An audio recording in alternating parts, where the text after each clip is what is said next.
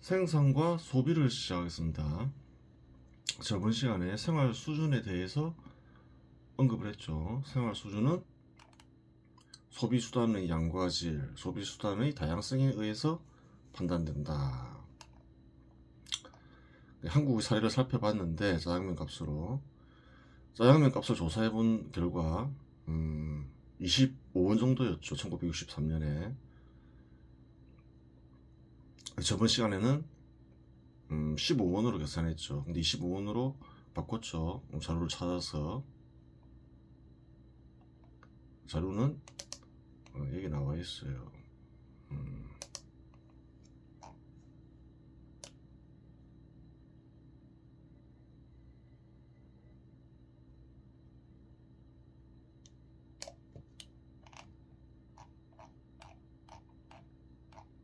짜장면 가격 1963년에 20에서 30원. 조선일보 가격 검색 평균 내면 25원이잖아요. 쭉 올랐죠. 물가를 알려면 결국 1963년에도 거래되고 현 시대에도 거래되는 상품 위주로 조사해 볼 수밖에 없는 거죠.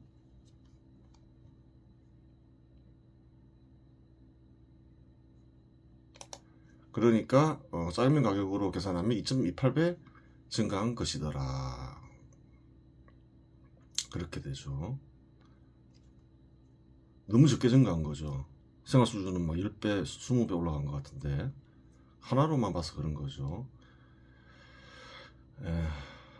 지출은 시장에 투입하는 화폐 금액이며 생활 수준은 소비수단의 질과 양, 나아가 소비수단의 종류이다. 따라서 지출과 소비수단은 다름에 일치하지 않는다. 지출이 2.28배 증가했다 해서 그러면 생활 수준이 2.28배만 증가했느냐, 그렇게 봐서는 또 안 된다는 거예요. 짜장면 값만 봐서도 안 되는 거고 그렇겠죠. 소비 수단으로 판단해야지 지출 금액만으로 판단할 수는 없다 그 말이죠. 일치하지 않으니까, 다른 것이니까.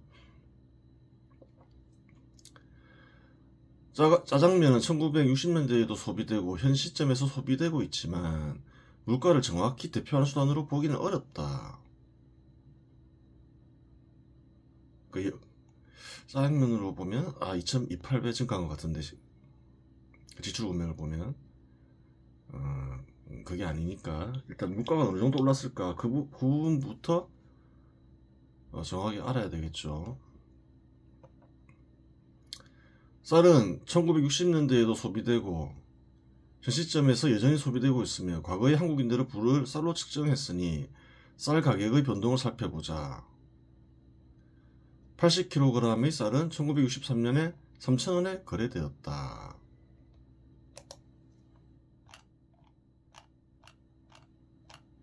쌀 가격 63년에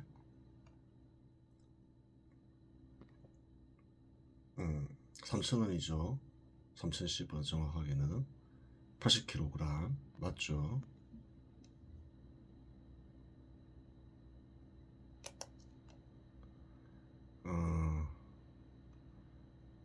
2024년에는 쌀도 종류가 많아 쌀값은 천차만별이지만 10kg에 평균 4만원 정도 한다. 그렇죠.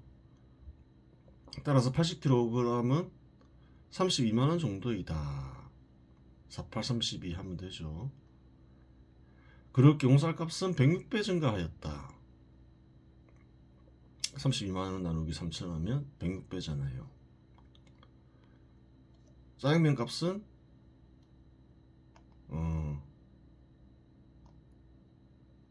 그래요. 몇 배 증가했나요? 300배 증가했는데 쌀값은 106배 증가했더라. 상승 정도가 너무 차이가 크잖아요. 그럼 무엇을 기준으로 해야 될까? 따라서 쌀로 측정한 지출은 6.46배 증가한 것이다. 짜장면과 쌀의 차이점은 무엇인가? 두 개의 차이점을 봐야 된다는 거예요. 쌀은 식재료이지만 짜장면에는 식재료의 기타 비용, 특히 타인의 일이 결합되어 있다. 식재료 플러스 타인의 일, 추가로 타인의 일이 결합되어 있다 말이죠. 짜장면 가격이 쌀 가격보다 2.83배 오른 이유는 한국 사람의 일 가격이 생산물의 가격보다 훨씬 많이 오른 탓이다. 그렇다는 거예요. 생산물 가격보다 일가 가격이 훨씬 많이 오른 이유도 물론 있겠죠. 그것은 뭐 그것 하나하나 다 다루기는 어렵고 뭐 그냥 그 정도 일단 알고 있으면 된다는 거예요.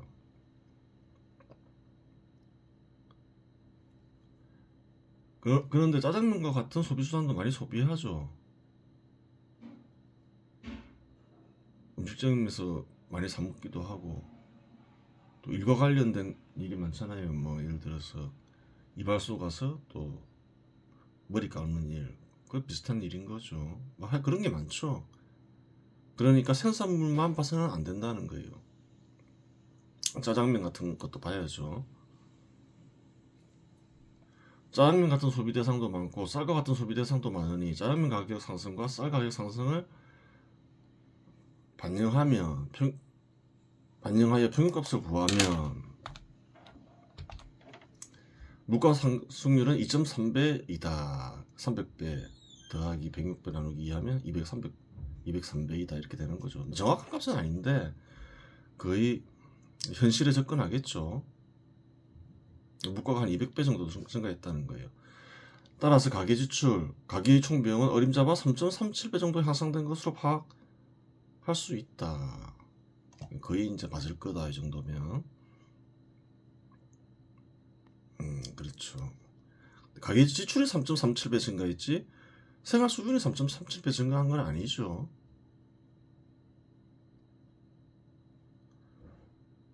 식량 문제도 해결이 됐고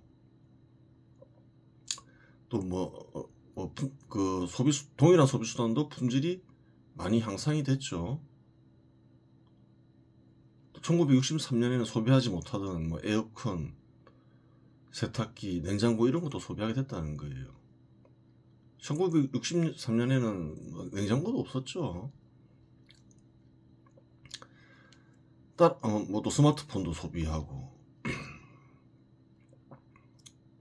따라서 가계지출, 가계의 총비용은 역시 어림잡아 3.37배 정도 향상된 것으로 파악할 수 있다 얘기했고, 가계지출은 3.37배 증가하였을 따름이지만 식량 문제는 해결되었고 이전과는 비교할 수 없는 질이 좋은 생산물을 소비하고 이전에 소비할 수 없던 수많은 생산물을 소비하니 실감하는 생활 수준은 10배 이상 증가한 것 같다. 그와 같은 현상이 발생하는 원인은 한국과 세계의 생산성이 비약적으로 상승하고 무역이 가능해진 것이 원인이다. 이 말이 무슨 말이냐. 저번 시간에 대충 설명을 했죠. 생산성이 강화되면 싸진다. 생산성이 향상되는 효과 중에는 생산물의 비용 감소가 있다. 비용을 감소시킨다는 거예요. 단위 생산물에 투입되는 100만원이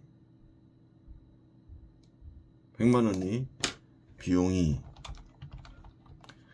50만원으로 감소하면 그러한 생산물의 가격 역시 감소하기 마련이다. 100만원일 때 한 120만원에 팔았어요. 50만원으로 감소해요. 120만원에 팔리면 뭐 120만원에 팔려고 하겠지만 또 기업들이 경쟁하겠죠. 많이 남으니까 좀 싸게 팔면서 많이 팔라고. 그러면 또 가격이 다운된다는 거예요. 다른 효과로는 무역이 있다. 또 무역이 있다는 거예요. 세계시장에서 널리 유통되는 달러와 같은 세계화폐를 얻게 되면 세계시장에서 소비수단을 구매할 수 있게 된다. 그러면 한국에서 비싸게 거래되는 생산물 대신 세계시장에서 보다 싸게 거래되는 생산물을 구매하여 소비할 수 있다. 소비수단도 그러하고 생산할 때 필요한 자재도 그러하죠. 한국에서 철이 생산될 수 있죠. 근데 생산 잘 안 하죠. 대부분 수입하죠. 그 호주에서 수입하잖아요. 주로 오스트레일리아에서. 왜? 더 싸니까. 직접 생산하는 것보다. 뭐 그럴 수 있다는 거예요. 밀도 한국에서 생산하려면 할 수 있지만 안 하죠. 세계 시장에서 구매하면 훨씬 싸니까. 그러면 이제 앞에서 뭘 했나요? 생산성을 강화시키면 싸진다 했죠. 근데 무역을 하게 되면 어떻게 되나요? 싸진다는 거예요. 그럼 두 개의 효과는 동일하다 이렇게 되는 거죠.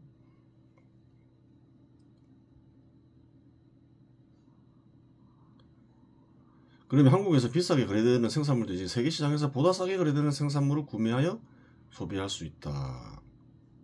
그렇죠. 즉 무역을 하게 되면 생산 비용을 하락시키는 생산성 증가와 같은 효과를 누릴 수 있다.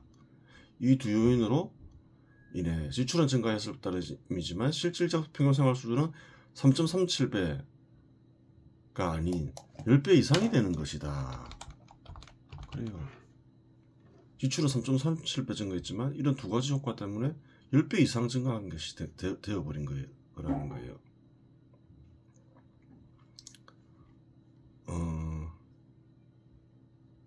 한국은 세계에서 알아주는 수출 국가 중에 하나잖아요. 그러니까 자국에서 생산되는 비싼 생산물을 해외에서 생산되는 싼 생산물로 대체할 수 있는 거죠. 그런 효과도 큰 거예요.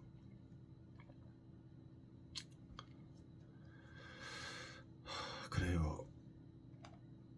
그러면 어떤가요? 짜장면 값이 훨씬 많이 오른 이유가 어느 정도 다 설명이 됐죠.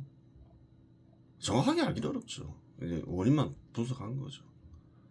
비용, 그것을 정확히 알려면 짜장면 생산할 때 투입되는 비용 내역을 자세히 살펴봐야 되겠죠. 그렇게까지 할 필요 없고 뭐 아주 전문적인 영역이죠. 그런 것도. 그 다음 보겠습니다. 시장 지배 시대 제도 하에서 생산과 소비 영역, 즉 경제 영역이 지속적으로 발전하는 곳에서는 일의 가격 역시 상승한다. 나와있죠. 12페이지 보면 나와있다는 거예요. 한국은 중국보다 임금이 비싸죠. 2010년이나 2021년이나 더 발전한 나라라는 거예요. 일본도 그렇고 덜 발전이 미약한 미국도 한국보다 훨씬 높죠. 일본이나 한국보다. 2010년에도 그렇고 2020년에도 그렇고 2021년에도 그렇고 미국도 보면 높죠. 발전한 나라들은 그렇다는 거예요. 그런데 발전하지 못한 나라 몽골 이런 데 보면 캄보디아 이런 데 보면 한국이 뭐 한 10분의 1 정도도 안 되고 막 그러죠. 10분의 1밖에 안 되거나 과테말라 이런 데 보면 같은 시점에 봐서 또 그렇고 시간적으로 봐도 그렇다는 거예요. 중국 보면 2010년에 비해서 2021년이 중국도 발전한 나라 중에 하나잖아요. 발전하니까 어떤가요? 증가하잖아요. 거의 뭐 한 3배 넘게 증가하잖아요. 미국도 발전하니까 또 증가하고 한국도 그러하고 누구나 알 수 있는 거예요. 확인이 가능하죠.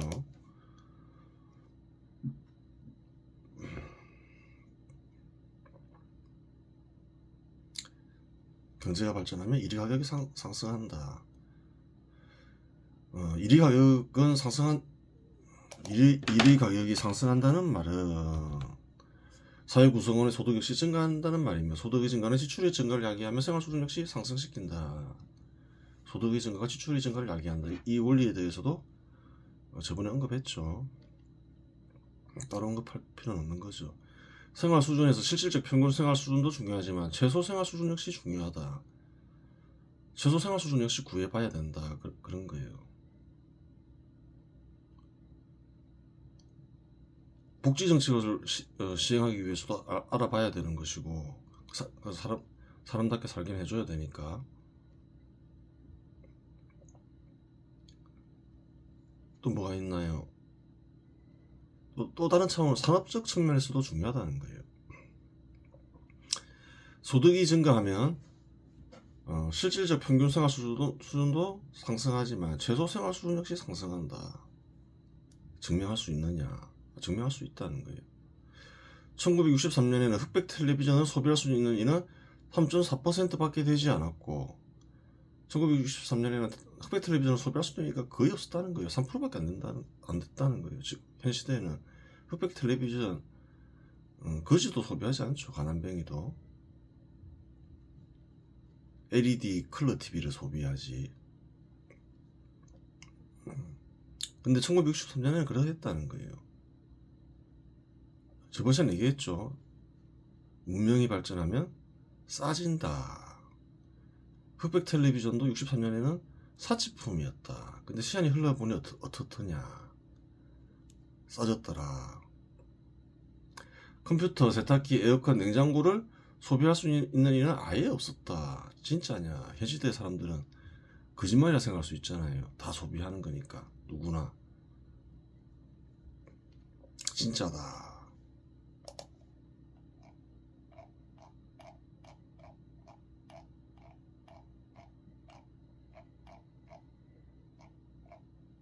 가전기기 보급률 1963년 텔레비전 3.4%다.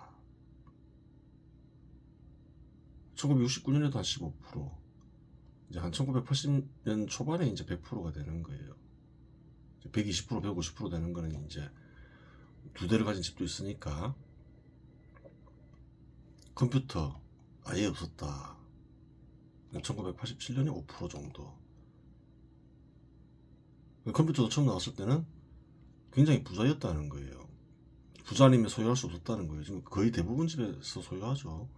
2002년에 83%.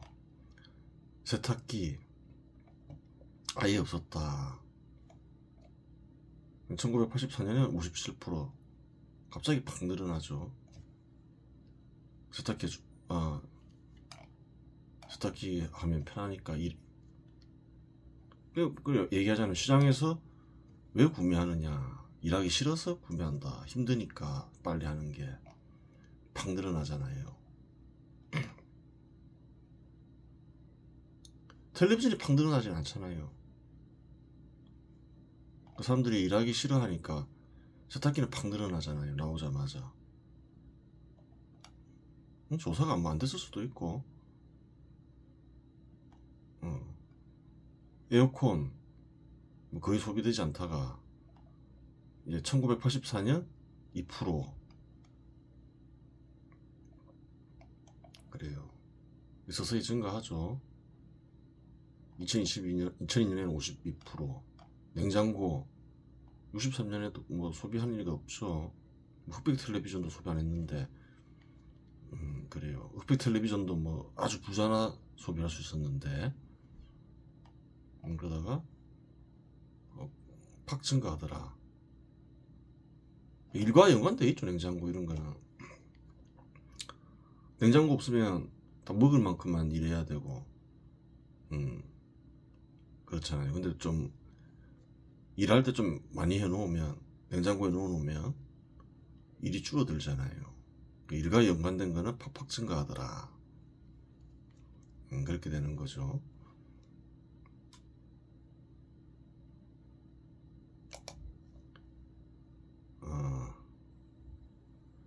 하지만 현시대 한국에서 아무리 가난하니도 텔레비전, 세탁기, 냉장고 정도는 소비한다. 텔레비전 확인했죠. 즉 경제 영역이 발전하게 되면 최소 생활 수준 역시 상승하게 되고 상승한다는 거예요. 생활 수준 전체가 상승한다 이 말이죠. 그와 연관된 모든 생활 수준 역시 상승한다 이렇게 되는 거죠. 직업이 최소 생활 수준을 가능하게 하는 임금을 보장하지 못하면 그러한 직업은 사라지게 된다. 이러한 요인이 발전하는 국가에서 사양산업이 생기며 그러한 산업의 투자가 중단되는 핵심 원인이다. 사양산업이 되면 투자가 철회되거나 아니면 다른 국가에 투자가 되는 거죠. 그렇게 되는 거예요.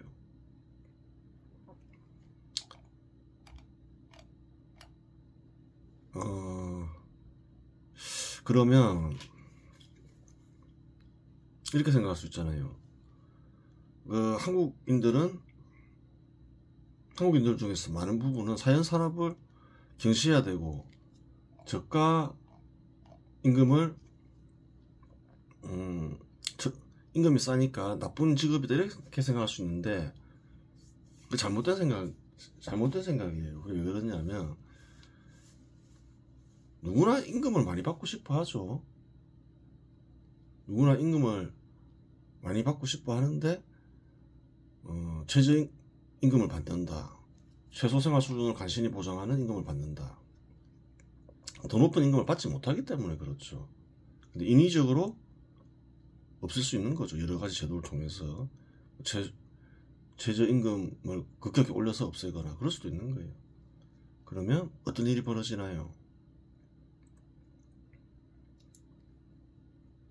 그 사양산업에 접어드는 산업이 붕괴되겠죠. 그러면 최저임금을 얻을 필요로 하는 근로자들이 실업자가 되겠죠. 최저임금을 얻을 수 없게 되잖아요. 산업을 함부로 없애면 안 된다는 거예요. 설사 그게 사양산업에 접어들더라도 자연스럽게 없어지면 할 수 없는 것이지만 인위적으로 조장해서는 안 된다는 거예요. 그런 의미에서 한국에서는 최저임금을 보장하는데 법적으로 그 잘못된 제도인 거예요. 두 번째는 또 어떤 게 있나요?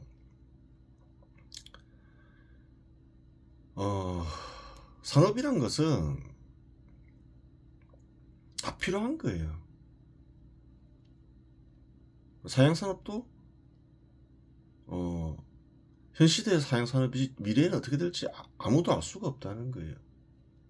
또 혁신이 일어날 수도 있고 인위적으로 없애면 안 된다는 거예요.